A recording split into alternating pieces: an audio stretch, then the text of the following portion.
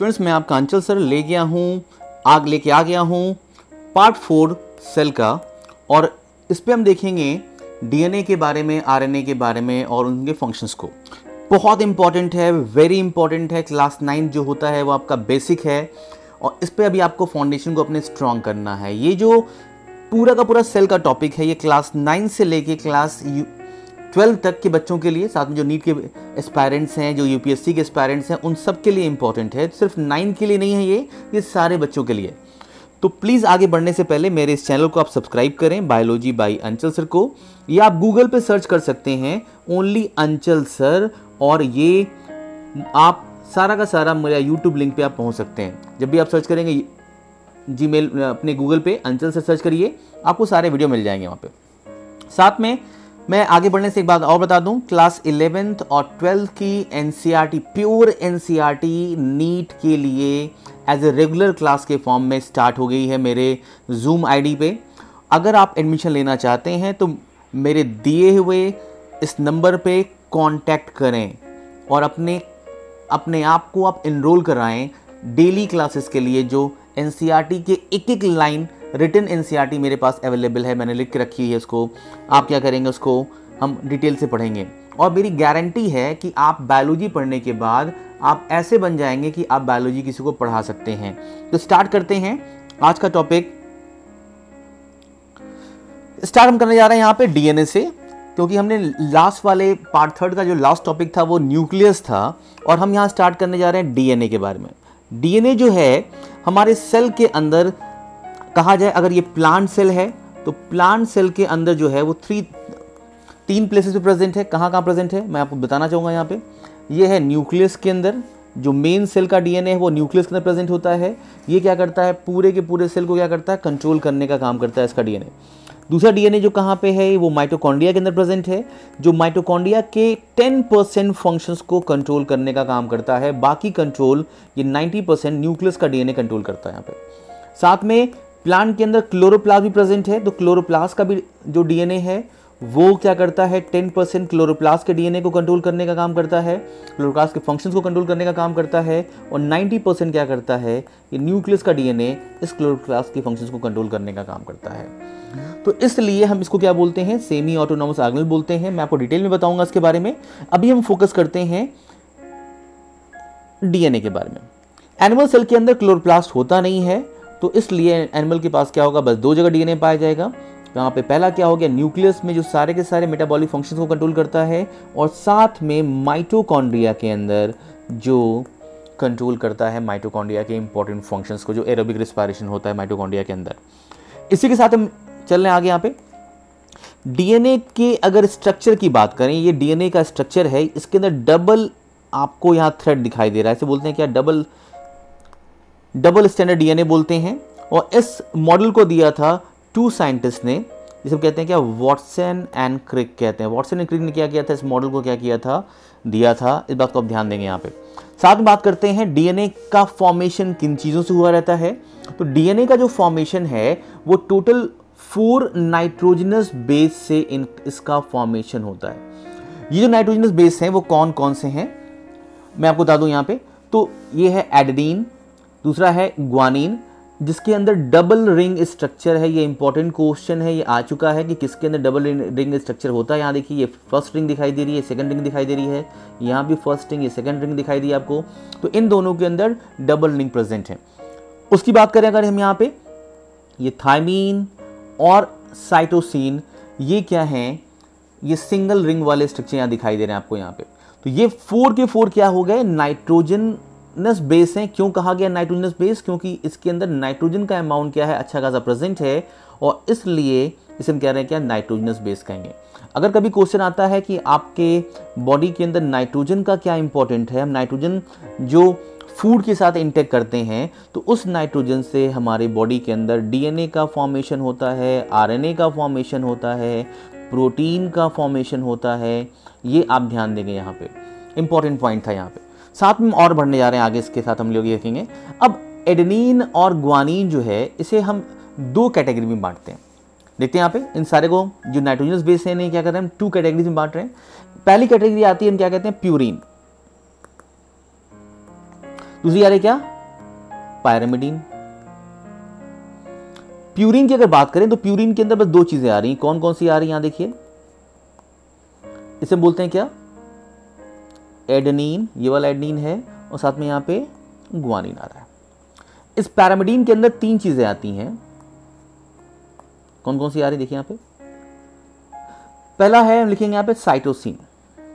दूसरा है जो यहां तो नहीं दिखाई दे रहा है लेकिन ये प्रेजेंट रहता है, जो लिखने जा रहे हैं ये प्रेजेंट रहता है, आरएनए के अंदर प्रेजेंट रहता है, डीएनए के अंदर प्रेजेंट नहीं रहता है, इस कॉल्ड द यूरेसिल। और थर्ड जो है वो क्या है, ये थाइमिन। तो इसको सी को हमने ऐसे लिख दिया, सी, इस यू को, यूरेसिल को हमने क्या लिखा, यू, और इसे क्या लिखा हमने, टी। इसको आप याद रखेंगे यहाँ पे। अगर क्वेश्चन आता है कि प्यूरिन नाइट्रोजनस बेस कौन कौन से होते हैं तो आप आंसर क्या देंगे, एडेनिन एंड ग्वानिन। अगर क्वेश्चन आता है कि पैरामिडीन में नाइट्रोजनस बेस कौन कौन से होते हैं तो आंसर देंगे क्या आप, कट। या ध्यान दीजिएगा आप क्या कहेंगे इसको, आप कट। इसको मैं आपको और शॉर्ट फॉर्म बताता हूं यहाँ पे। प्यूरिन को अगर आपको याद रखना है तो आप ऐसे याद रखिए, is the peg. Peg, peg क्या हो गया, प्यूरिन हो गया। और ये जो पैरामिडीन है इसे हम शॉर्ट फॉर्म बताते हैं कैसे, यहां देखिए इसे हम क्या लिखेंगे, आप पाई को आप लिख सकते हैं, मैथ्स वाला ये पाई है, जैसे पाई होता है, पाई को अगर हम कट करें, it's called the pi cut.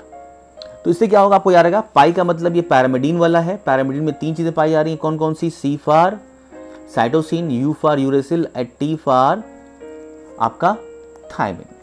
Clear है यहाँ पे। तो ये था प्यूरिन एंड पैरामिडीन की बात कर रहे थे। एक इंपॉर्टेंट मैं बात आपको और बताना चाहूंगा, कभी भी आपस में एडेनिन और ग्वानिन जो प्यूरिन बेसिस हैं वो आपस में कभी भी एक दूसरे से बाइंड अप नहीं करते हैं, इनके बीच में कभी आपस में ज्वाइंट नहीं बनेंगे। जैसे यहाँ देखिए, यहाँ पे एक बना हुआ है बेस पेयर, इसे बेस पेयर कहते हैं। अगर यहाँ पे एडेनिन होगा तो यहाँ पे ग्वानिन नहीं होगा, इसकी प्लेस पे यहाँ पे क्या होगा, थाइमिन होगा। मतलब ये कि अगर एक प्यूरिन है तो इसका हमेशा अटैचमेंट किससे होगा, पैरामिडीन से है।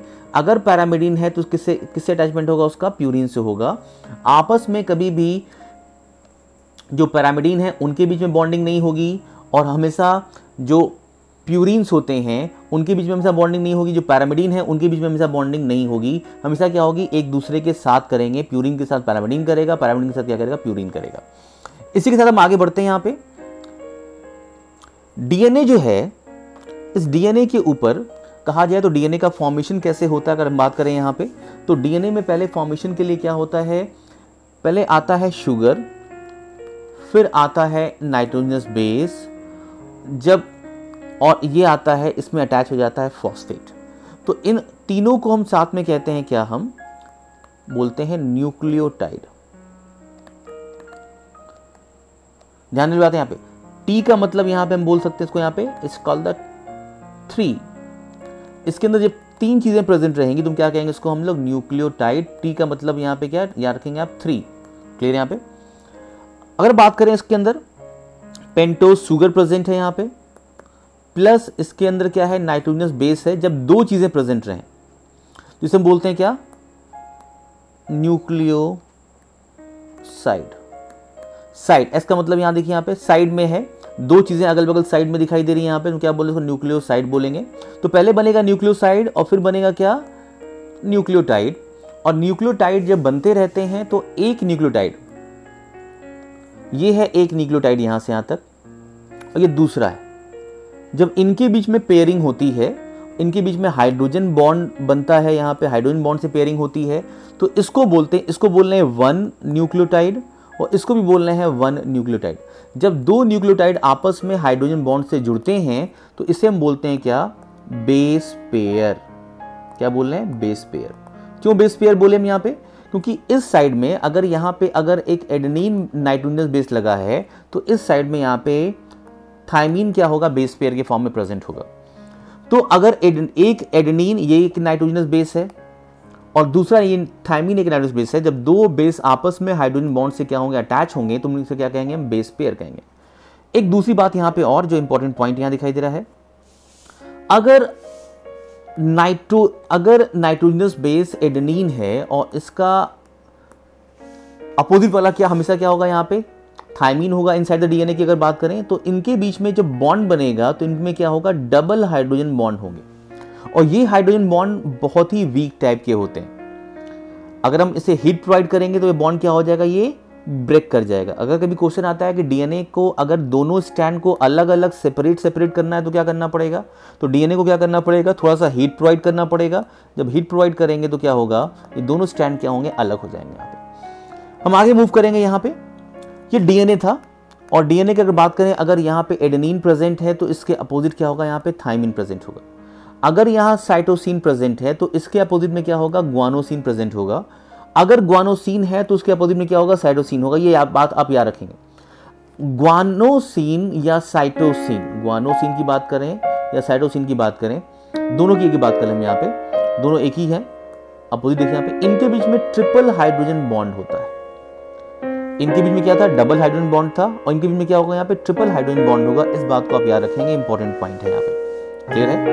ये जो आपको लूप दिखाई दे रहा है, यहाँ पे आपको जो लूप दिखाई दिया यहाँ पे, इस लूप में कितने बेस पेयर प्रेजेंट हैं। अगर इस लूप के अंदर 5 बेस पेयर प्रेजेंट हैं तो बनने वाला डीएनए क्या होगा, बी डीएनए कहलाएगा। तो इन न्यूक्लियोटाइड के बेस पेयरिंग के हिसाब से हम डीएनए को डिफरेंट टाइप का दे सकते हैं, A DNA, B DNA, C DNA and Z DNA. Different DNA और टाइप के होते हैं, लेकिन जनरली कॉमन फॉर्म में क्या होता है, A DNA, B DNA, C DNA and Z DNA की हम बात करेंगे। सब पे बेस पेयरिंग की फॉर्म में बात करेंगे हम यहाँ पे। मूव करेंगे हम आरएनए की तरफ। ये हो गया डीएनए। अब हम बात करेंगे डीएनए का फॉर्मेशन कहां पे होता है और किस प्रोसेस से होता है। तो डीएनए की फॉर्मेशन की प्रोसेस को हम एक नेम देते हैं, उसका नेम है क्या, is called the replication. Replication का मतलब क्या होता है, अपना रेप्लिका बनाना। रेप्लिका माने क्या, अपनी कॉपी बनाना। उस प्रोसेस क्या कहलाएगा, अपनी कॉपी डीएनए खुद बना रहा है तो क्या कर दिया, इससे नाम दे दिया क्या, रेप्लिकेशन। अपनी कॉपी खुद क्या कर रहा है, बना रहा है, एक फोटो कॉपी समझिए। अब देखिए कैसे बन के तैयार होती है यहाँ पे कॉपी। ये डीएनए प्रेजेंट है कहां पे, इनसाइड द न्यूक्लियस। हम सेल डिवीजन की बात करेंगे। अब सेल डिवीजन में एक फेज आती है, इसे हम कहते हैं क्या, एस फेज।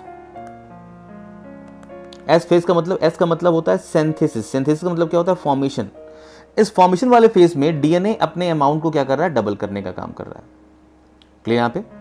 तो यहाँ देखिए डीएनए क्या कर रहा है, रेप्लिकेट कर रहा है। ये डीएनए का जो स्टैंड है ये नीचे से देखिए ओपन हो गया, यहाँ पे ओपन हो गया, ये एक इधर चला गया ब्लू वाला, और ये ब्लू वाला क्या हो गया, यहाँ से अलग चला गया।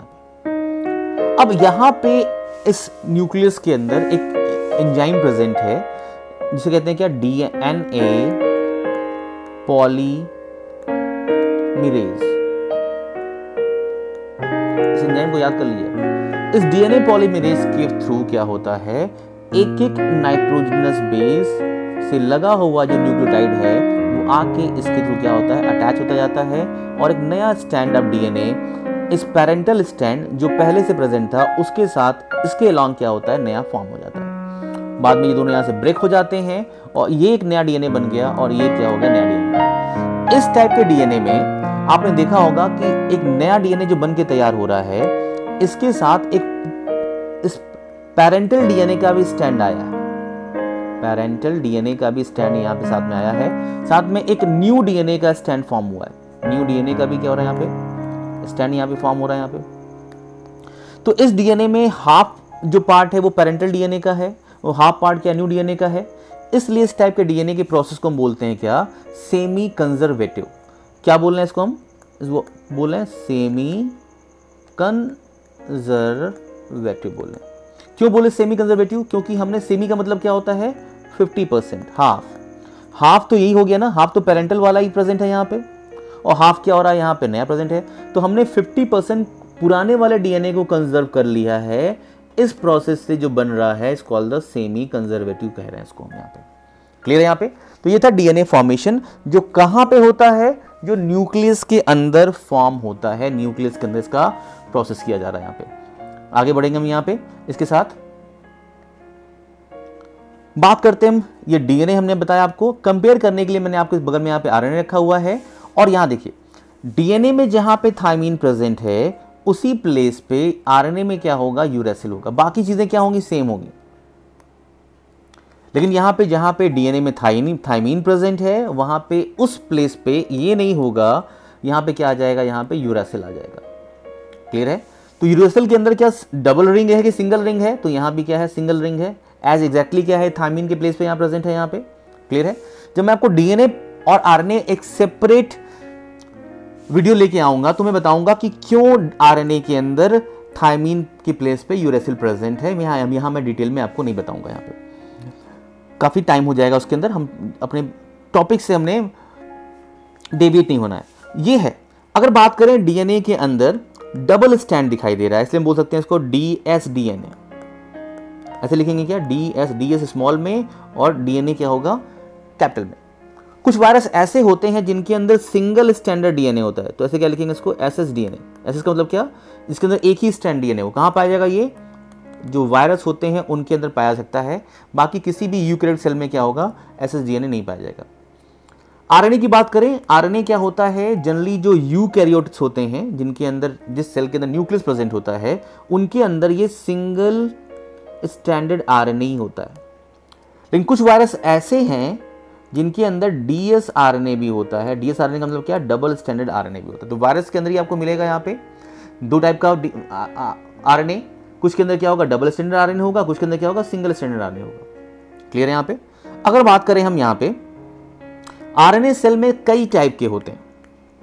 अगर इनकी यहाँ पे डिफरेंट टाइप की बात करें अगर हम, तो जो मेन आरएनए है उसे हम कहेंगे क्या, mRNA, दूसरा होता है क्या, rRNA, और तीसरा होता है क्या, tRNA। इन तीनों का यूज होता है, ये तीनों फॉर्म होते हैं डीएनए से ही, क्या होते हैं, फॉर्म होते हैं। ये mRNA भी फॉर्म होगा डीएनए से, ये tRNA भी फॉर्म होगा डीएनए से, ये tRNA भी फॉर्म होगा डीएनए से।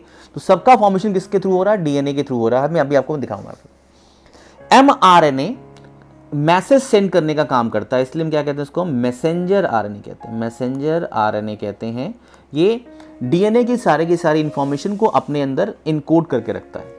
इस rRNA का मतलब ये कि जो राइबोसोम्स को बनाने में हेल्प करता है, राइबोसोम्स को बनाने में हेल्प करता है, वो क्या होगा, आरएनए। और T का मतलब क्या, कि जो ट्रांसफर करता है भाई, किसे ट्रांसफर करता है, तो ट्रांसफर करता है किसको, अमाइनो एसिड को क्या करता है, ट्रांसफर करने का काम करता है। और अगर क्वेश्चन आता है कि प्रोटीन के फॉर्मेशन में कुल कितने आरएनए का रिक्वायरमेंट होगा, तो आप बोलेंगे इन तीनों आरएनए का, mRNA का, rRNA का और tRNA का, इन तीनों आरएनए का क्या होता है, यूज किया जाता है प्रोटीन के फॉर्मेशन में। ये था आरएनए की बात कर ली हम लोग। आरएनए क्या होगा, ये सिंगल स्टैंडर्ड है। जब एवोल्यूशन का प्रोसेस हुआ था तो उस समय सिंपल चीजें पहले बनी थी, सिंपल चीजों का फॉर्मेशन पहले हुआ था। और उन सिंपल चीजों की वजह से अगर कह सकते हैं हम यहाँ पे, तो अगर क्वेश्चन आता है कि पहले अर्थ पे आया कौन, तो हम क्या लिखेंगे, सिंपल चीजें आई थी, कॉम्प्लेक्स चीजें बाद में आई थी। तो डीएनए डबल स्टैंडर्ड है तो ये क्या हो गया, कॉम्प्लेक्स हो गया, और ये सिंगल स्टैंड का बना हुआ है तो ये क्या हो गया, सिंपल हो गया। तो इस आरएनए से डीएनए का फॉर्मेशन होता है। क्लियर है? आगे हम बढ़ते हैं। मैंने अभी लास्ट वाले में लेक्चर में मैंने बताया था आपको कि जो HIV होता है उसमें भी क्या होता है, आरएनए से डीएनए का फॉर्मेशन होता है, उसे हम कहते हैं क्या, रिवर्स ट्रांसक्रिप्शन कहते हैं। आगे बात करेंगे, यहाँ पे बढ़ते हैं आगे। आगे बढ़ने से पहले एक चीज़ और, आरएनए जो है इसके अंदर कैटालिटिक पावर बहुत ज़्यादा होता है। इसका जो स्ट्रक्चर है वो तो स्ट्रांग नहीं है क्योंकि ये क्या है, सिंगल स्टैंड से बना है, लेकिन ये क्या है, कैटालिटिक पावर इसके अंदर बहुत ज़्यादा है, रिएक्शन कराने का पावर क्या है, काफ़ी ज़्यादा है। वही डीएनए क्या हो गया, काफ़ी स्ट्रांग है, लेकिन इसके अंदर कैटालिटिक पावर क्या है, ना के बराबर कह सकते हैं इसको यहाँ पे। अब हम देखेंगे यहाँ पे कि आरएनए का फॉर्मेशन कैसे होता है और कहाँ होता है। तो आरएनए के फॉर्मेशन को हम बोलते हैं क्या, ट्रांसक्रिप्शन कह रहे हैं यहाँ पे। ठीक है, यहाँ पे चीजें क्या हो रही हैं, ट्रांसफर की जा रही हैं। अब यहाँ देखिए, इसको आरएनए के फॉर्मेशन करने में जो एंजाइम इस्तेमाल होगा, वहाँ डीएनए पॉलीमरेज था डीएनए को फॉर्म करने के लिए, और यहाँ हमने लगा दिया आरएनए और पॉलीमरेज हो गया वही का वही। तो ये क्या हो गया, आरएनए पॉलीमरेज क्या हो गया, ये जो है ये प्रेजेंट कहाँ है, ये पूरा का पूरा डीएनए कहाँ प्रेजेंट होता है, आपका न्यूक्लियस में प्रेजेंट होता है, और न्यूक्लियस के अंदर ही क्या हो रहा है, इस आरएनए का फॉर्मेशन हो रहा है। लेकिन बैक्टीरिया के अंदर न्यूक्लियस होता नहीं है, तो उसके अंदर डीएनए की फॉर्मेशन की बात की जाए या आरएनए की फॉर्मेशन की बात की जाए, तो दोनों कहाँ होगा, इनसाइड द साइटोप्लाज्म के अंदर होगा, इस बात को आप याद रखेंगे। क्लियर है? आगे बढ़ते हैं यहाँ पे।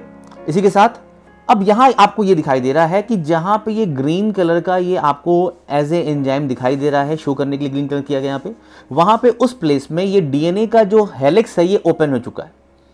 और डीएनए का हेलिक्स जब ओपन हो गया तो इस वाले स्टैंड को कहते हैं हम लोग क्या, यहां देखिए ये क्या हो गया, यहाँ पे हम क्या बोले इसको हम लोग, यहाँ पे ये डीएनए का एक दूसरा स्टैंड, एक दूसरा 5 से 3 एंड वाला स्टैंड है, और ये क्या हो गया 3 से 5 वाला स्टैंड है। अब एक ही स्टैंड को क्या करेगा, ये एंजाइम कॉपी करता है। डीएनए का अगर ये स्टैंड कॉपी हो रहा है तो डीएनए का ये स्टैंड कॉपी नहीं होगा, अगर डीएनए का ये स्टैंड कॉपी होगा तो ये कॉपी नहीं होगा। तो आरएनए क्या है, डीएनए के एक स्टैंड से क्या होता है, बनता है। क्यों बनता है, क्यों कॉपी किया जाता है, ये आरएनए जब मैं पढ़ाऊंगा तो आपको बताऊंगा डिटेल में वहां पे। अब यहां देखिए, यहां पे अब डीएनए के एक स्टैंड से आरएनए को फॉर्म किया जा रहा है, डबल स्टैंड से नहीं। ये इंपॉर्टेंट क्वेश्चन आप याद रखेंगे। अब ये आरएनए बनता जाएगा और ये बाहर निकलता जाएगा। अगर हम बात कर रहे हैं अपने अंदर, हम लोग यूकैरियोट्स हैं, तो ये आरएनए जो बना हुआ है ये अभी अनप्रोसेस आरएनए है, इसे और प्रोसेस किया जाएगा। और प्रोसेस करने का मतलब यहाँ पे क्या, कि जब आरएनए का फॉर्मेशन होता है तो उसके अंदर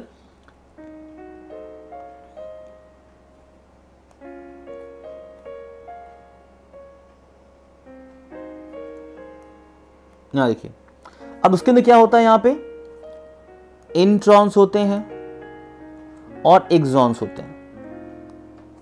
इंट्रॉन और एक्सॉन।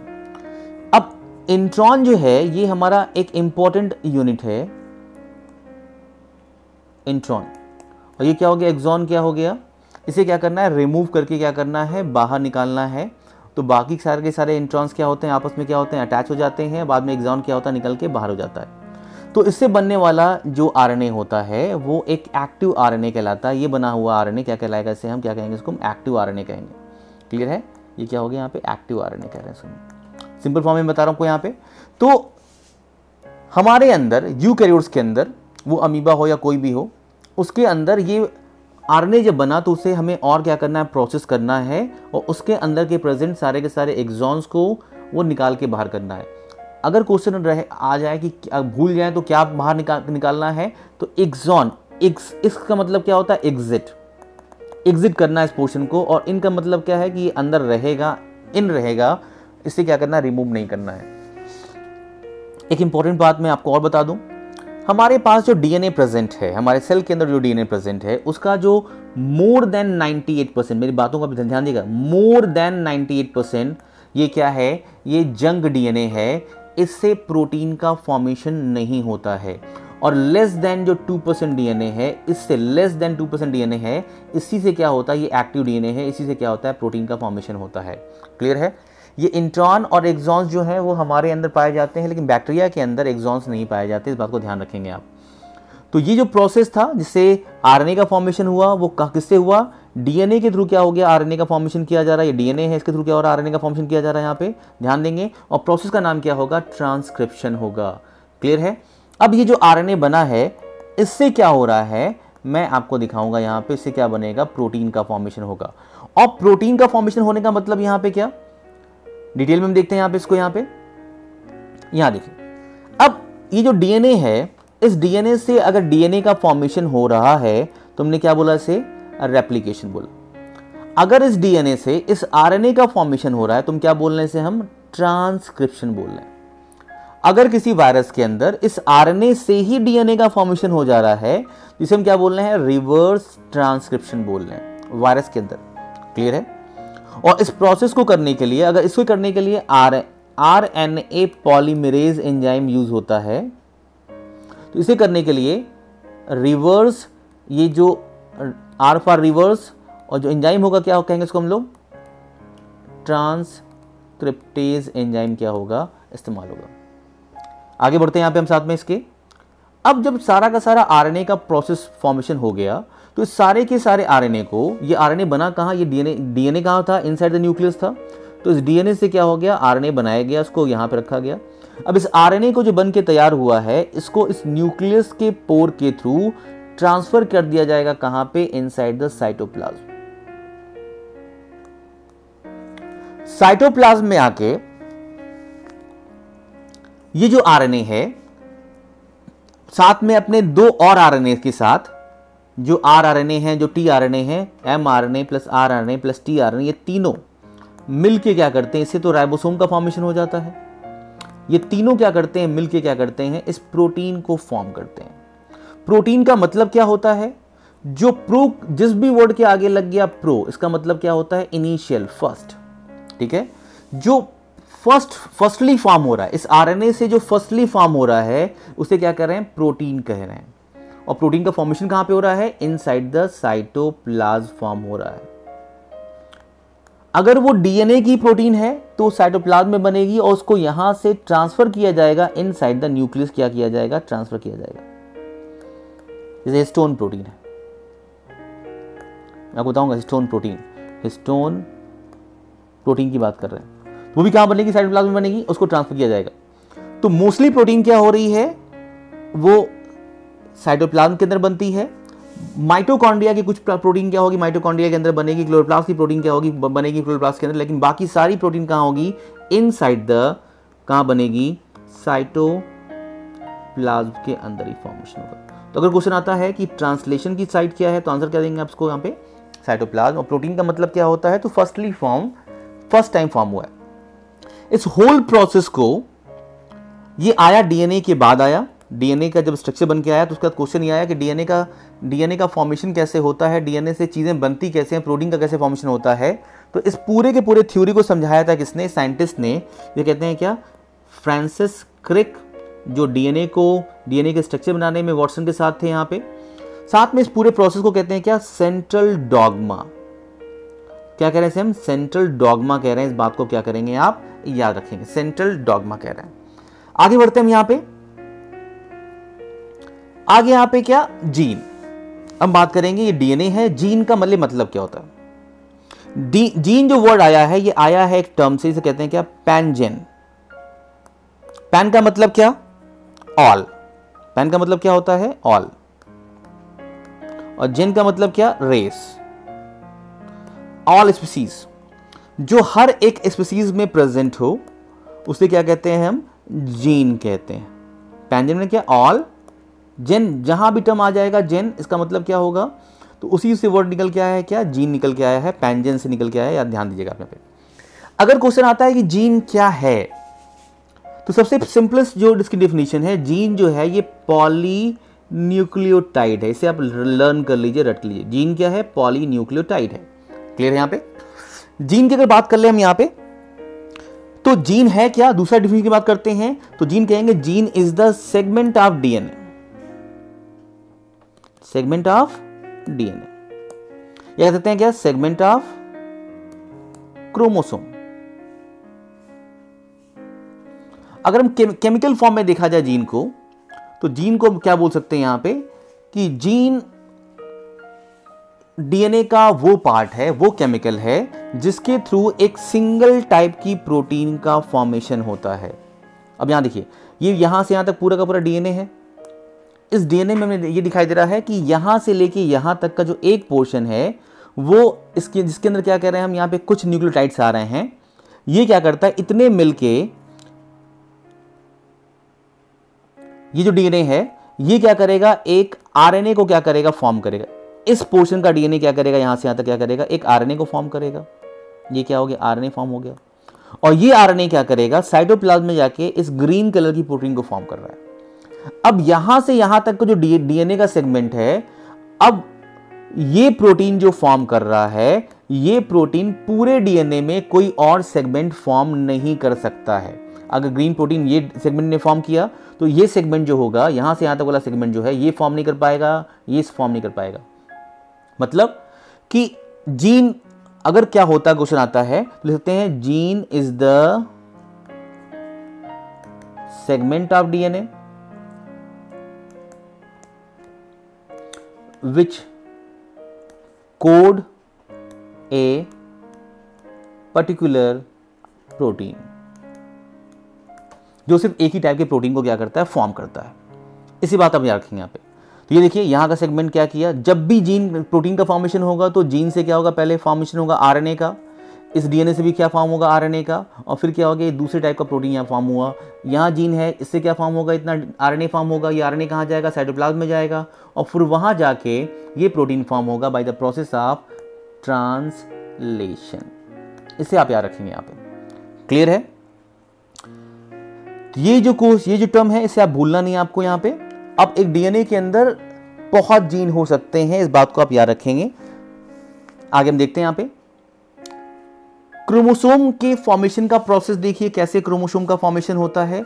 ये डीएनए है और यहां तक हमें पहुंचना है, क्रोमोसोम तक पहुंचना है, तो इसके अंदर का जो प्रोसेस है वो किस तरह से प्रोसेस चल रहा है ये देखते हैं हम यहाँ पे। पहले ये डीएनए है। अब डीएनए देखिए यहाँ पे क्या हो रहा है, हाईली क्वाइल्ड हो रहा है। हाईली क्वाइल्ड जो हो रहा है ये एक बॉल के ऊपर रैप कर रहा है। ये बॉल है, ये बॉल क्या है, ये बॉल है हिस्टोन्स प्रोटीन है। यहाँ एस लिखा है, एस का मतलब हिस्टोन क्या है, एक नहीं है, कई टाइप की यहाँ प्रेजेंट है। तो हिस्टोन की अगर बात करें तो ये क्या है, 5 टाइप्स की होती है हिस्टोन प्रोटीन। डिटेल में हम देखेंगे इसको आगे भी। अब ये डीएनए क्या कर दिया, रैप कर गया। ये भी क्या कर गया, रैप कर दिया। ये भी क्या कर दिया, यहाँ पे देखिए यहाँ पे रैप कर गया डीएनए इसको। इनके बीच का जो डीएनए है इसे हम क्या बोल रहे हैं, देखिए लिंकर डीएनए, की 2 इस ग्रीन वाले बॉल को लिंक कर रहा है। अगर हम बात करें कि डीएनए जहां पे इन बॉल पे रैप कर रहा है, अब इस बॉल के साथ इस डीएनए के स्ट्रक्चर को क्या बोलते हैं हम, न्यूक्लियोसोम बोल रहे हैं। क्या बोल रहे हैं इसे हम, न्यूक्लियोसोम बोल रहे हैं। क्लियर है यहाँ पे? और ये न्यूक्लियोसोम ऐसे दिखाई दे रहे हैं जैसे लग रहा है कि एक मोती की माला बनी हुई है। इसे कहते हैं क्या, बीड्स दिखाई दे रहे हैं यहाँ पे, एक मोतियों की माला दिखाई दे रही है यहाँ पे। अब ये जो मोतियों की माला है वो आपस में देखिए अब 2-2 क्या कर रहे हैं, आपस में रैप कर रहे हैं, 2-2 स्टोन। बाद में और क्या कर रहे हैं, रैप करते जा रहे हैं। ये और रैप कर गए, ये आपस में रैप कर गए और आपस में रैप कर गए। ऐसे क्या बोलने लगे हम, क्या, क्रोमेटिन फाइबर बोलने लगे। जल्दी डीएनए के जो अगर देखा जाए न्यूक्लियस के अंदर तो क्रोमेटिन फाइबर दिखाई देता है यहाँ पे। जब ये और क्या करता है, हाईली क्वाइल्ड होता जाता है, तो उस हाईली क्वाइल्ड स्ट्रक्चर से क्या होता है, क्रोमोसोम का फॉर्मेशन होता है। और ये क्रोमोसोम सिर्फ और सिर्फ तब दिखाई देगा जब सेल जो है ये डिवाइड करने वाली होगी। सेल डिवीजन जब होगा तभी क्या होगा, ये क्रोमोसोम्स क्या दिखाई देंगे। और सेल साइकिल का मैं लेके आऊंगा एक सेपरेट वीडियो आप सबके लिए, जिसमें आपको पूरा का पूरा क्लियर हो जाएगा सेल साइकिल कैसे होती है, माइटोसिस कैसा होता है, मियोसिस कैसा होता है। अभी तक के वीडियो में आपने देखा है, आप प्लीज अगर अभी तक आपने सब्सक्राइब नहीं किया तो सब्सक्राइब जरूर करें। आगे हम देखते हैं कि कैसे इस क्रोमोसोम का स्टेप बाय स्टेप फॉर्मेशन होता है। ये डीएनए है, ये सारी की सारी हिस्टोन प्रोटीन जो आपको बॉल के फॉर्म में दिखाई दे रही है, मैंने बताया ये 5 टाइप्स की होती हैं। और यहाँ पे देखिए आ रही है। अब ये सारी की सारी प्रोटीन क्या होगी, आपस में एक बॉल का क्या कर ली, डबल स्ट्रक्चर बनाई यहाँ पे, जो डबल स्टोरी बॉल बन के तैयार हो रही है यहाँ पे। अब इस पे देखिए डीएनए क्या कर गया, रैप कर गया। अब ये बॉल्स क्या कर रहे हैं, देखिए आपस में गुत्ते जा रहे हैं यहाँ पे और काफ़ी डेंस होते जा रहे हैं। डेंस होते होते क्या हो गया, यहाँ देखिए और डेंस हो गया ये, और डेंस होते होते क्या हो गया, यहाँ पे क्रोमोसोम का क्या हो गया, स्ट्रक्चर क्या हो गया, फॉर्म हो गया। तो ये पूरा का पूरा क्रोमोसोम है क्या, is the length of DNA associated with the protein. अगर क्वेश्चन आएगा कि क्रोमोसोम के अंदर क्या क्या चीजें हैं, तो आंसर क्या देंगे, यहाँ पे डीएनए है, साथ में क्या है, हिस्टोन प्रोटीन यहाँ पे क्या है, प्रेजेंट है। क्लियर है? इसको हम और डिटेल में देखते हैं कि कैसे हिस्टोन का फॉर्मेशन कैसे हो रहा है और हिस्टोन कैसे अरेंज हो रही है। यहाँ पे ये आपको दिखाई दे रहा है टोटल हिस्टोन का ऑक्टेमर। ऑक्टेमर का मतलब क्या, यहाँ पे टोटल 8 मॉलिक्यूल हैं। इस बॉल वाले स्ट्रक्चर की बात करेंगे, यहाँ पे 8 मॉलिक्यूल्स हैं। 8 मॉलिक्यूल का मतलब क्या, H2A का जो बॉल दिखाई दे रही है, 2 बॉल प्रेजेंट है, यहाँ प्रेजेंट है, और उसके साइड में यहाँ देखिए ये भी क्या होगी, ये H2OA ही होगी। H2B भी क्या होगी, 2 होगी, यहाँ भी क्या होगी, H2B होगी यहाँ पे। तो सबके मान लीजिए डबल डबल होगा। अगर ये 4 हैं तो इनका डबल करेंगे तो क्या हो जाएगा, यहाँ पे टोटल 8 हो जाएंगे यहाँ पे। तो इस बॉल में इस H2A का डबल है, H2B का डबल है, H3 का डबल है, यहाँ पे H4 का डबल है। तो सबको अगर काउंट करें 2 to 4 to 6 to 8, जिसको क्या कह रहे हैं हम, ऑक्टेमर कह रहे हैं यहाँ पे। इस H का मतलब क्या दिखाई दे रहा है यहाँ पे, इस H का मतलब क्या है, ये हिस्टोन है, histone, histone H2A, histone H3, histone H4। मैंने बोला था स्टार्टिंग में कि ये 4 तो यहाँ दिख गई। एक मैंने बोला टोटल 5 प्रोटीन प्रेजेंट है यहाँ पे। तो ये जो बाहर वाली प्रोटीन है, यहाँ देखिए, अगर क्वेश्चन आता है इस ऑक्टेमर के अंदर कौन सी हिस्टोन की प्रोटीन प्रेजेंट नहीं होती है, तो आप आंसर क्या देंगे, जो पहली वाली है H1 वाली है, वो एकदम स्टार्टिंग में लगी हुई है जहां से डीएनए आ रहा है। देखिए डीएनए यहां से आ रहा है और इस पूरे के पूरे बॉल पे क्या कर रहा है, ऐसे रैप कर रहा है, रैप करके ऐसे आया, फिर देखिए ऐसे जाके यहां से बाहर जा रहा है यहाँ पे। तो आने वाला डीएनए भी किससे अटैच होकर आया है, आने वाला डीएनए भी किससे अटैच होकर आया, H1 से आया, और जाने वाला डीएनए भी किससे जा रहा है यहाँ पे, H1 से अटैच होकर आ रहा है यहाँ पे। तो इस पूरे के पूरे डीएनए को क्या बोल रहे हैं, जो एक दूसरे न्यूक्लियोसोम के साथ क्या होगा आगे अटैच होगा, मैं दिखाऊंगा अभी आपको, हम क्या कहेंगे, लिंकर डीएनए कहेंगे। और क्वेश्चन आता है कि H1 क्या ऑक्टेमर में प्रेजेंट होता है, तो H1 ऑक्टेमर में प्रेजेंट नहीं होता, ऑक्टेमर के बाहर प्रेजेंट होता है। तो ये था हिस्टोन। ऑक्टेमर की बात करेंगे हम। एक इंपॉर्टेंट चीज और यहां पे, हिस्टोन जो है एक बेसिक प्रोटीन है और जो डीएनए है वो नाम जानते हैं डीएनए का आप, डीऑक्सीराइबोज न्यूक्लिक एसिड। ये अगर ये बेस है, बेसिक है, तो ये क्या होगा, एसिडिक है, यहां पे ये हो गया एसिडिक। अगर हम डीएनए की बात करें तो डीएनए के ऊपर जो चार्ज होता है वो चार्ज जो है वो क्या है, ये जो चार्ज होगा क्या होगा, इस पे क्या होगा, ये स्लाइटली निगेटिव होता है, स्लाइटली निगेटिव होता है। आरएनए पे भी चार्ज क्या होगा, जो डीएनए पे चार्ज है वही होगा, निगेटिव ही होगा यहां पे। क्यों चार्ज हो रहा है इसके ऊपर, कि अगर बात करें चार्ज की बात करेंगे तो इस डीएनए के फॉर्मेशन में मैंने बताया था आपको कि जो न्यूक्लियोटाइड होता है उस न्यूक्लियोटाइड के अंदर फॉस्फेट प्रेजेंट होता है और फॉस्फेट पे चार्ज क्या होता है, नेगेटिव चार्ज होता है। तो इस फॉस्फेट की वजह से डीएनए के ऊपर भी क्या होगा, नेगेटिव चार्ज होगा और आरएनए के ऊपर भी क्या होगा, नेगेटिव चार्ज होगा। लेकिन अगर बात करें हम इस हिस्टोन प्रोटीन के बारे में तो इस पे चार्ज क्या है, इस पे पॉजिटिव चार्ज। अब इस पे पॉजिटिव चार्ज क्यों है, क्योंकि इस हिस्टोन के अंदर दो प्रोटीन बहुत ज्यादा अमाउंट में प्रेजेंट है। एक को हम कह रहे हैं क्या, लाइसिन की बात कर लें, दूसरी क्या है, आर्जिनिन। ये अमाइनो एसिड है, ये क्या है, अमाइनो एसिड है, और ये भी क्या है, अमाइनो एसिड है। तो ये बहुत ज्यादा अमाउंट में प्रेजेंट है, लाइसिन एंड आर्जिनिन, इसीलिए। और इन पे चार्ज क्या होता है, इन पे पॉजिटिव चार्ज होता है, इस पे भी क्या होता है, पॉजिटिव चार्ज होता है अमाइनो एसिड पे। और ये पॉजिटिव चार्ज वाली अमाइनो एसिड ज्यादा प्रेजेंट है, इसलिए इस हिस्टोन प्रोटीन पे क्या होता है, पॉजिटिव चार्ज यहां पे प्रेजेंट होता है। क्लियर है। अब यहां पॉजिटिव चार्ज और यहां डीएनए पे क्या, नेगेटिव चार्ज, दोनों आपस में अट्रैक्ट कर जाते हैं, इसीलिए डीएनए क्या होता है, हिस्टोन कोर पे क्या करता है, बाइंड कर सकता है, बाइंड कर जाता है। आगे मूव करते हैं इसके साथ हम। ये दिखाई दिया आपको, ये S2A, S2B, S3 के डबल डबल आपको दिखाई दे रहे हैं यहाँ पे।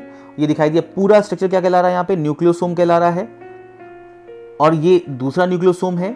अब जो बीच में जो डीएनए दिखाई दे रहा है उसे हम क्या कह रहे हैं, कॉल्ड द लिंकर डीएनए कह रहे हैं, क्योंकि दोनों को लिंक कर, दो न्यूक्लियोसोम को लिंक करने का काम कर रहा है।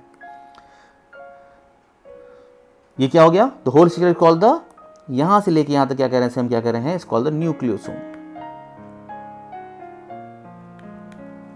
क्लियर है। आगे मूव करते हैं इसके साथ हम। एक क्रोमोसोम की बात करेंगे हम यहां पे। तो क्रोमोसोम का फॉर्मेशन कब हुआ, कब हुआ, जब सेल डिवाइड कर रही थी। क्रोमोसोम एक सेंटर वाले पॉइंट पे क्या होता है, अटैच होता है, इसे हम क्या कहते हैं, सेंट्रोमियर कहते हैं। सेंटर में प्रेजेंट है, क्या बोले, सेंट्रोमियर कह रहे हैं। यहां पे यहां से आपको 4 ब्रांचिंग दिखाई दे रही है। एक ब्रांचिंग इस साइड गई, एक ब्रांचिंग इस साइड गई, एक ब्रांचिंग इस साइड गई, एक ब्रांचिंग इस साइड गई। क्लियर है। इन ब्रांचिंग को क्या कहते हैं, हम बोलते हैं क्या, क्रोमैटिड। ये ब्रांच दिखाई दे रही है, ये ब्रांच दिखाई दे रही है, ये जो ब्रांच दिखाई दे रही है, तो एक को क्या बोलेंगे हम, क्या, क्रोमैटिड। क्योंकि ये एक ही क्रोमोसोम के हैं, दोनों एग्जैक्टली एक जैसे हैं, तो क्या बोल रहे हैं हम, आइडेंटिकल क्रोमैटिड बोल सकते हैं, या क्या बोल सकते हैं इसको हम, सिस्टर क्रोमैटिड बोल सकते हैं, कॉल्ड द सिस्टर। क्योंकि दोनों आपस में हैं, एक जैसे हैं, तो क्या बोल रहे हैं इसको, सिस्टर बोल रहे हैं, एक ही सेंट्रोमियर से निकले हुए हैं यहाँ पे। इसके इस वाले आर्म को, जो शॉर्ट आर्म दिखाई दे रही है, ये लॉन्ग आर्म दिखाई दे रही है, इसे क्या कह रहे हैं, पी आर्म कह रहे हैं, और इसको क्या कह रहे हैं, क्यू आर्म कह रहे हैं। तो ये जो स्ट्रक्चर है ये सिर्फ और सिर्फ कब बनता है, जब सेल डिवाइड करती है, और जब सेल डिवीजन कंप्लीट होने लगता है तो ये सारा का सारा क्रोमोसोम क्या होता है, वो फिर से क्या होता है, वो क्रोमैटिन के फॉर्म में क्या होता है, कन्वर्ट हो जाता है। क्लियर है। तो जैसे सेल डिवीजन कंप्लीट होगा, all chromosomes are converted in the chromatin के फॉर्म में आ जाएंगे। वो जो हाईली डेंस हुआ तो वो फिर से क्या हो जाएगा, वो रिलैक्स फॉर्म में हो जाएगा यहाँ पे। और इसके अंदर है क्या, क्या प्रेजेंट है, डीएनए का मॉलिक्यूल प्रेजेंट है, साथ में हिस्टोन प्रेजेंट है, मैंने बताया था आपको। यहाँ पे हम बात कर रहे हैं यहाँ पे कि हमारे बॉडी के अंदर कहा जाए कि 46 नंबर ऑफ क्रोमोसोम हैं, तो उसे आप कह सकते हैं कि 23 पेयर्स हैं। जो पेयर्स हैं, ये मान लेते हैं ये पहला पेयर है। अगर ये पहला पेयर है तो हर पेयर में एक जो क्रोमोसोम है ये कहां से आया है, आपकी मदर से आया है, और दूसरा जो क्रोमोसोम है कहां से है, वो फादर से आया हुआ है। क्लियर यहां पे। अब ये दोनों एग्जैक्टली जिनके अंदर दोनों एक ही जैसे जीन प्रेजेंट हैं, वो सारे के सारे क्रोमोसोम्स जिसके अंदर हर एक जीन क्या कर रहा है, मैच कर रहा है। जो मदर से आया वो वाला क्रोमोसोम और जो फादर से आया वो वाला chromosome, during the process of fertilisation, जब जाइगोट का फॉर्मेशन होता है तो उसके अंदर जो क्रोमोसोम का अटैचमेंट जो प्रेजेंट होते हैं क्रोमोसोम्स वहां पे, तो जो सिमिलर टाइप के जीन्स वाले क्रोमोसोम होते हैं वो आपस में पेयरिंग कर लेते हैं। सिमिलर जीन्स का मतलब यहाँ देखिए, ये जो जीन यहाँ प्रेजेंट है एग्जैक्टली वही जीन यहाँ प्रेजेंट है, तो ये दोनों क्रोमोसोम क्या हो जाएंगे, आपस में मैच कर रहे हैं। इसलिए हम क्या बोल रहे हैं यहाँ पे, होमोलोगस क्रोमोसोम कह रहे हैं। जो क्रोमोसोम फादर में पहले नंबर पे प्रेजेंट था वही मदर में पहले नंबर पे प्रेजेंट था, और जब कंबाइन करेगा जाइगोट के अंदर तो दोनों क्या करेंगे, आपस में पेयरिंग कर लेंगे। यहाँ पे आगे बढ़ते हैं यहाँ पे। अब जीनोम क्या होता है? जीनोम एक इंपॉर्टेंट टर्म है। अगर मैं बात करूं आपको एक स्पर्म सेल की बात करें, ये एक ओवम की बात करें, तो स्पर्म सेल और अगर ओवम की बात करें तो ये सेल्स क्या होती हैं, हैप्लॉइड होती हैं। क्लियर है? हैप्लॉइड का मतलब क्या, हैप्लोस का मतलब होता है हैप्लोज, हैप्लोस का मतलब होता है क्या, हाफ। और ऑइड का मतलब क्या होता है, ऑइड का मतलब होता है मीन द फॉर्म, जिस तरह का फॉर्म दिखाई दे रहा है। तो ये हाफ फॉर्म दिखाई दे रहा है। हाफ फॉर्म का मतलब क्या, इसके अंदर स्पर्म की बात कर लें, अगर हम स्पर्म की बात करते हैं तो अगर आपके स्किन के सेल के अंदर 46 नंबर ऑफ क्रोमोसोम प्रेजेंट हैं, तो स्पर्म की अगर बात करेंगे तो इसके अंदर क्या होगा, जिसका हाफ हो जाएगा 23 नंबर ऑफ क्रोमोसोम प्रेजेंट होंगे। और इस हाफ क्रोमोसोम के ऊपर जितने भी जीन्स प्रेजेंट हैं वो जीन्स कंबाइनली एक साथ क्या कहते हैं, उन्हें हम क्या कहते हैं, जीनोम कहते हैं। सारे जीन्स को हम एक साथ क्या कहेंगे, जो हैप्लॉइड सेट ऑफ क्रोमोसोम पे प्रेजेंट हैं, हैप्लॉइड सेट में प्रेजेंट हैं, उसे हम क्या कह रहे हैं, जीनोम कह रहे हैं। अगर जीन पूल आ जाता है, जीन पूल की बात करें, एक पर्टिकुलर पॉपुलेशन के अंदर जो सारे के सारे जीन्स प्रेजेंट हैं किसी एक स्पीसीज के, एक पर्टिकुलर पॉपुलेशन के अंदर, एक लोकेलिटी के अंदर, वो सारे के सारे जीन को क्या कहते हैं, हम जीन पूल कहते हैं। क्लियर है? पॉपुलेशन यहां देना पड़ेगा और एक लोकेशन देना पड़ेगा, इस लोकेशन में प्रेजेंट। पढ़ते हैं यहां पे, genome broadly refers to the, यहां से देखते हैं, the total amount of DNA of a single cell of an organism including its all gene. साथ में जितना भी जीन प्रेजेंट है उस सबको हम क्या कर रहे हैं, कंबाइनली क्या कर रहे हैं, हम क्रोमोसोम कर रहे हैं। अब बात करें सिंगल सेल का मतलब कौन सी सेल, अपनी स्किन सेल को आपको नहीं मानना है, अपनी हम उस सेल की बात कर रहे हैं जिसके अंदर क्या है, half number of chromosome present है, it's called the haploid cell. मैंने आपको बताया यहाँ पे। क्लियर है? और हैप्लॉइड सेल कहां प्रेजेंट है, वो डिप्लॉइड ऑर्गेनिज्म में प्रेजेंट। जैसे हम लोग क्या है, डिप्लॉइड ऑर्गेनिज्म है जिसके अंदर डबल सेट ऑफ क्रोमोसोम होता है, वो डिप्लॉइड होता है। हमारे बॉडी के अंदर बस एक ही जगह हैप्लॉइड सेट है, अगर वो मेल की बॉडी है तो स्पर्म के अंदर, अगर वो फीमेल की बॉडी है तो ओवम के अंदर क्या होता है, हैप्लॉइड सेट होता है। बाकी आपके बॉडी में हर एक सेल के अंदर, स्पर्म को छोड़ के बाकी सारी सेल्स के अंदर क्या होगा, फुल नंबर ऑफ क्रोमोसोम होगा, जिसे हम क्या कहेंगे, 46 नंबर ऑफ कहेंगे। ओवम को छोड़ के फीमेल के अंदर बाकी सारी सेल्स के अंदर क्या होगा, फीमेल की बॉडी में 46 नंबर ऑफ क्रोमोसोम होगा। क्लियर है? यहाँ पे ये जो है क्या, जीनोम किसको रिफर करता है, यहां देखिए, द होल हेरिडिटरी इंफॉर्मेशन जो होती है वो किस फॉर्म में प्रेजेंट रहती है एक ऑर्गेनिज्म के अंदर, that is called the encoded in the form of the DNA. DNA हमारा जेनेटिक मटेरियल इसीलिए कहते हैं कि आपके अंदर जो आपकी आईज या आपकी आईज हैं, आपकी जो नोज है, वो अगर आपके पेरेंट्स या आपके मदर से मैच कर रही है, आपके फादर से मैच कर रही है, इसका मतलब क्या है कि वो जेनेटिक कैरेक्टर उनके अंदर से इसी जीन के थ्रू आया हुआ है। अगर आपकी आईज मदर पे गई तो मदर का वो जीन डोमिनेंट था फादर के कंपेयर में, तभी क्या हो गया, आपकी आईज आपके मदर से क्या कर रही है, मैच कर रही। अगर आपका हेयर फादर से मैच कर रहा है, इसका मतलब क्या कि आपके मदर फादर में फादर का जीन डोमिनेंट था, इसीलिए क्या कर रहा है आपका वो मैच कर रहा है। यहाँ पे आगे बढ़ते हैं इसी के साथ। यहाँ पे हैप्लॉइड और डिप्लॉइड की बात करेंगे। अभी मैंने जीनोम में आपको बताया हैप्लॉइड का मतलब क्या, कि यहाँ पे दिखाई दे रहा है हैप्लोस का मतलब क्या, हाफ, और आइड का मतलब क्या होता है, फॉर्म। तो हाफ फॉर्म कहां दिखाई देगा, तो हाफ फॉर्म दिखाई दे रहा है कहां पे, गैमेट्स के अंदर। और गैमेट्स कौन कौन से होते हैं, मेल की अगर बात करें तो स्पर्म होता है, वहां पे स्पर्म्स होते हैं। अगर हम बात करें फीमेल की बात करें तो वो क्या होता है, वहां पे ओवा होता है या ओवम कह सकते हैं। वहां पे इन दोनों के अंदर हाफ हाफ क्रोमोसोम होते हैं। या हाफ क्रोमोसोम क्यों होते हैं, ये स्पर्म का हाफ क्रोमोसोम हो गया, ये ओवम का हाफ क्रोमोसोम हो गया। यहाँ पे हाफ हाफ इसलिए हैं क्योंकि ये दोनों cell by the process of fertilisation combine करती हैं, और इसके कॉम्बिनेशन से क्या होता है, जो सेल बनती है उसके अंदर जो क्रोमोसोम बनता है वो फिर से क्या होता है, 46 हो जाता है, या कह सकते हैं उसको हम 23 पेयर्स हो जाता है। तो इस 23 पेयर को मेंटेन करने के लिए, क्योंकि ह्यूमन का जो क्रोमोसोम होता है, होमो सैपियंस जो ह्यूमन का जूलॉजिकल नेम है, उसके अंदर कितना होता है, 23 पेयर्स होता है। तो इस पेयर को मेंटेन करने के लिए ही क्या होते हैं यहाँ पे, ये हाफ एंड हाफ होते हैं। और इससे क्या होता है, डाइवर्सिटी जो होती है हमारे जीन्स की क्या होती है, इंक्रीज करती है। तो यहाँ दिखाई दिया, यहाँ पे हैप्लॉइड सेट हो गया, सबके क्या होंगे, हाफ हो दिखाई देंगे। डिप्लॉइड का मतलब क्या, डाई का मतलब क्या, डबल सेट, ऑइड माने क्या, डबल फॉर्म। कितने दिखाई दे रहे हैं यहाँ पे, क्या 46 दिखाई देंगे, बॉडी के ऑल सेल्स में दिखाई देगा ये, एक्सेप्ट गैमेट को छोड़ दिया जाए तो उसकी बात करेंगे हम यहाँ पे, ठीक है। तो ये सब में देखिए यहाँ पे, इसमें से एक क्रोमोसोम जो ये मदर का होगा और एक क्या होगा, फादर का होगा। एक क्या होगा, मदर का होगा, एक क्या होगा, फादर का होगा। एक मदर का हो गया, एक क्या हो गया आपका, फादर का हो गया। अगर क्वेश्चन कोई पूछ दे कि जाइगोट जो है, जो फॉर्म हो रहा है स्पर्म से प्लस ओवम से, ये कौन सी सेल है, हैप्लॉइड है कि डिप्लॉइड है, तो 23 प्लस 23 इसमें आके कितना हो गया, 46 हो गया। तो ये डबल प्रेजेंट, तो क्या बोलेंगे, जाइगोट जो होता है वो क्या होता है, डिप्लॉइड होता है, जाइगोट, जो पहली सेल फॉर्म होती है। मूव करते हैं नेक्स्ट पे हम यहाँ पे। ये है क्रोमोसोम का आपको पूरा का पूरा आपको एक पैटर्न दिखाई दे रहा है। अगर हम यहाँ नीचे फोकस करें तो क्या दिखाई दे, यहाँ पे ह्यूमन फीमेल के ये क्रोमोसोम दिखाई दे रहे हैं, और सारे के सारे क्रोमोसोम पेयर में दिखाई दे रहे हैं, यहाँ पे देखिए,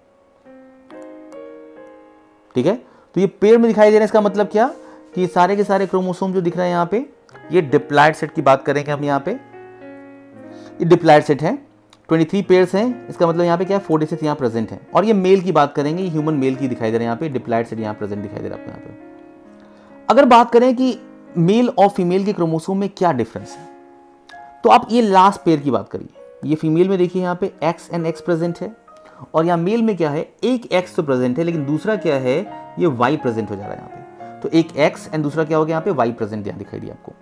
अगर बात करें तो ये पूरा का पूरा क्रोमोसोम 1 से लेके इस, अगर बात करें ये 22 की बात करें, तो ये सारे के सारे क्या है, इन्हें क्या कहते हैं, ऑटोसोम्स बोलते हैं, ऑटोसोम्स।